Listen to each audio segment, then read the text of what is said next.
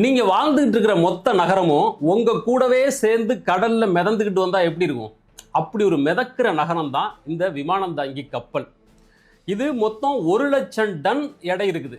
3 football கிரவுண்டா அடுத்தடுத்து அடுக்கி வச்சா எவ்வளவு நீளம் இருக்குமோ அவ்வளவு நீளம். மொத்தம் 333 மீட்டர் நீளம் கொண்டது.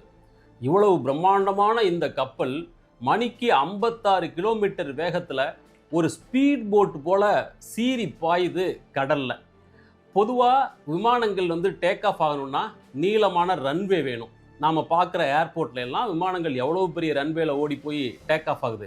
ஆனால் இந்த கப்பலில் எப்படி அவ்வளோ பெரிய விமானம் டேக் ஆஃப் ஆகுது அப்படின்னு பார்த்தோம்னா, அதுக்கான ஹிஸ்ட்ரி என்ன அப்படின்னு கொஞ்சம் பின்னோக்கி போய் பார்த்தோம்னா, 1910 வருஷம் அமெரிக்காவோட USS பிர்மிங்ஹாம் அப்படின்ற கப்பலில் முதல்ல ஒரு கப்பலோட மேலே இருந்து விமானத்தை டேக் ஆஃப் பண்ணுறதுக்கு முயற்சி பண்ணியிருக்கிறாங்க. அதுதான் ஃபர்ஸ்ட் அட்டெம்ப்ட். ஒரு ஏர்கிராஃப்ட் கேரியரை உருவாக்குறதுக்கான மூல விதை அப்போ போடப்பட்டது தான்.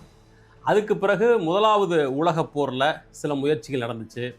1922 இங்கிலாந்தில் உருவாக்கப்பட்ட HMS ஆர்கஸ் அப்படின்றது தான் அதிகாரப்பூர்வமான முதல் விமானம் தாங்கிய கப்பல். அப்புறம் 2வது உலகப் போரில் ஜப்பான் அமெரிக்காவோட பியர்ல் ஹார்பர் துறைமுகத்தை அட்டாக் பண்ணும்போது 5-6 விமானம் தாங்கி கப்பல்களை பயன்படுத்தியிருக்கிறாங்க.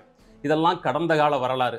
ஆனால் அதுக்கு பிறகு டெக்னாலஜி எவ்வளவோ டெவலப் ஆகி இன்னைக்கு ஒரு விமானம் தாங்கி கப்பலோட தொழில்நுட்பம் ரொம்ப ஆச்சரியப்படும் விதமாக வளர்ந்துருச்சு.